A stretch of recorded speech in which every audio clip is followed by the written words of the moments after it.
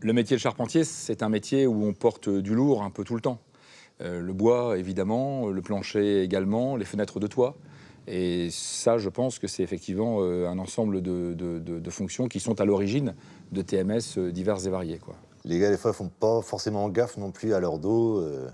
Préfèrent gagner du temps pour faire une tâche alors qu'on peut être aidé par un engin, quoi. Genre pour mettre une bordure plus loin, on va pas prendre une pelle. La bordure, on va la choper, puis on y va, quoi. J'ai toujours pris au sérieux le fait de pouvoir avoir mal au dos ou des douleurs qui restent, parce que mon père était dans le bâtiment et je le voyais déjà souffrir du dos, des bras. Bah, en fait, ça a commencé par des petites douleurs, quoi. On dit on verra plus tard, puis ça s'accentue, puis à la fin... J'ai pris des médicaments pendant des années pour pouvoir continuer à travailler. J'ai eu des infiltrations, mais ça allait en s'empirant. Je pouvais faire du tennis, je pouvais faire du karting, je pouvais m'amuser avec mes enfants et tout ça. Et à un moment donné, tout ça, ça s'arrête. On ne peut plus faire ces loisirs. Et puis, quand on ne peut plus porter ses enfants, ça fait mal. On ne peut plus travailler, en fait, parce que le moindre truc, tendre le bras, ça vous fait une douleur vive et tout ça, quoi. Quand je ne pouvais plus travailler, j'étais sous piqûre de morphine et j'ai essayé de dormir à quatre pattes. Et là, j'ai dit stop, faut arrêter. On a l'espoir, et c'est peut-être un peu du déni, que ça va être une absence temporaire d'une semaine ou deux. Et puis que derrière, les choses vont revenir comme avant. Il se trouve que c'est comme ça que ça se passe assez fréquemment, mais pas toujours. Ça m'a coûté 8 mois d'arrêt de travail, quoi.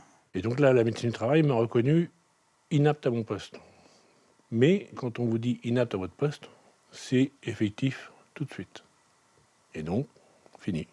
Ce sont toujours des gens qui sont de premier plan, qui ont leur importance dans l'entreprise, sur qui on compte, et puis qui, du jour au lendemain, se retrouvent dans l'incapacité d'exercer le métier comme ils l'exerçaient jusqu'alors.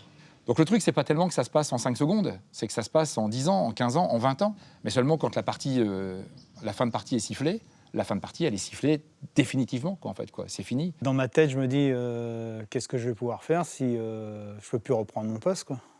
La compétence détenue par les gens dans l'entreprise, elle est déterminante dans la performance derrière de l'entreprise. Il m'est arrivé, il y a 2 ans de ça, d'avoir à étudier le reclassement pour inaptitude physique d'un de mes chefs d'équipe. Et là, l'aptitude médicale qui a été délivrée rendait inapte à tout poste.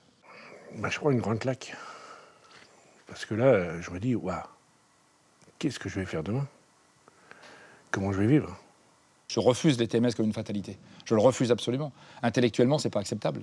C'est pas acceptable d'être patron d'une boîte où les gens viennent pour se blesser. C'est pas possible. J'ai eu la chance de pouvoir rebondir rapidement. J'ai eu un gros soutien de l'entreprise, enfin de mon patron, et puis mes collègues qui m'ont aidé. Monsieur Marquis m'a proposé l'alternance. Et donc, au bout des 2 ans d'alternance en BTS, il m'a gardé parce que l'entreprise avait évolué et il y avait besoin de personnel.